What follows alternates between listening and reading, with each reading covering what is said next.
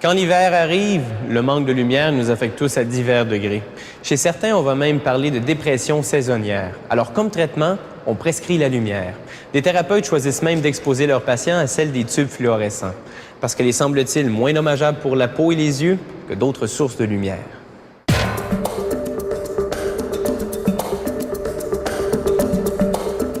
Un jour, il y a eu la lumière, le feu. Sous forme de torches, de chandelles, de lampes à l'huile. La flamme a survécu jusqu'au 19e siècle. Vers 1840, l'éclairage au gaz fait son apparition. Près de 40 ans plus tard, le génial Thomas Edison invente la fameuse ampoule à incandescence. En 1909, le Français Georges Claude, lui, invente le tube fluorescent, dont le principe est toujours le même, près de 100 ans plus tard.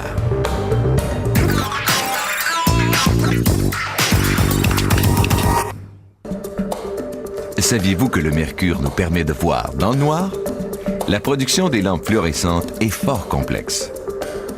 Le processus de fabrication débute par des tubes de verre qui sont nettoyés minutieusement à l'eau chaude afin d'éliminer les saletés et les impuretés.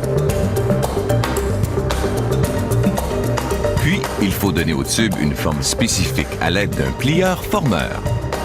On chauffe le tube durant 30 secondes, puis il est vite courbé à l'aide d'un gabarit. Cette machine automatisée arrive à plier 14 tubes à la minute.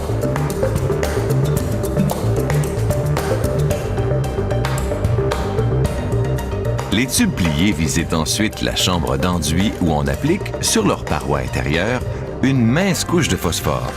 C'est le phosphore qui produit la lumière en transformant l'ultraviolet généré par l'ionisation du mercure.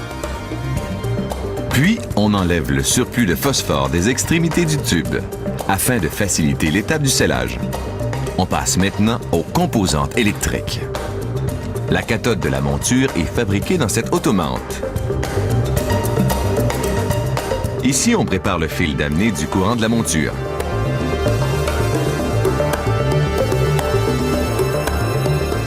Le fil d'amener du courant est formé. Ici, le fil est chauffé.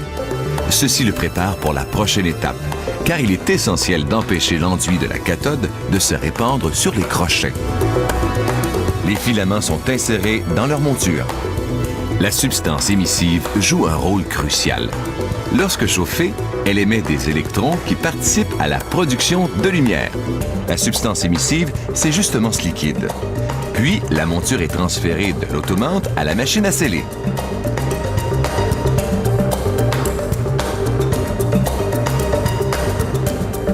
À cette étape, la monture et le tube de verre sont enfin réunis. Le scellage s'effectue à une très haute température.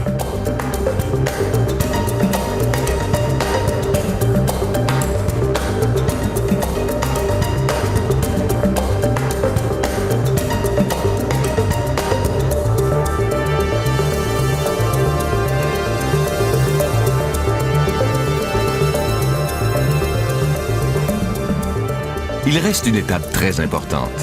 Le tube de verre est vidé de son air et rempli de gaz. C'est aussi cette machine qui effectue la décarbonisation et qui introduit la goutte de mercure, essentielle à la production de lumière. Une toute petite goutte de mercure est injectée dans le tube.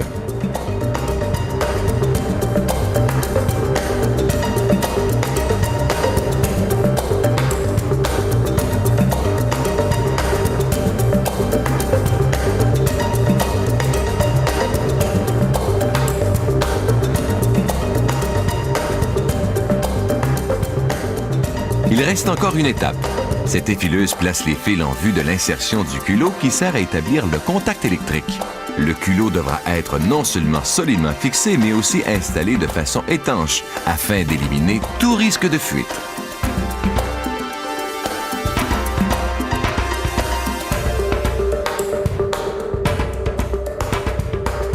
La culotteuse scelle en permanence le culot sur le tube.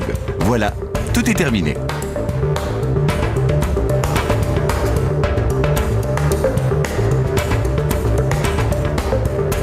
Chaque lampe est ensuite vérifiée et allumée pour s'assurer de sa qualité et de son bon fonctionnement.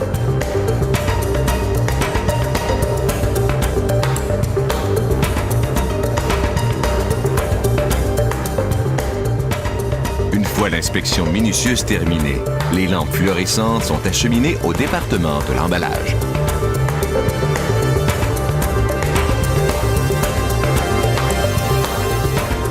Une machine robotisée manipule les lampes et les place dans les emballages. Puis, c'est l'expédition. Les tubes de verre sont maintenant devenus des lampes fluorescentes.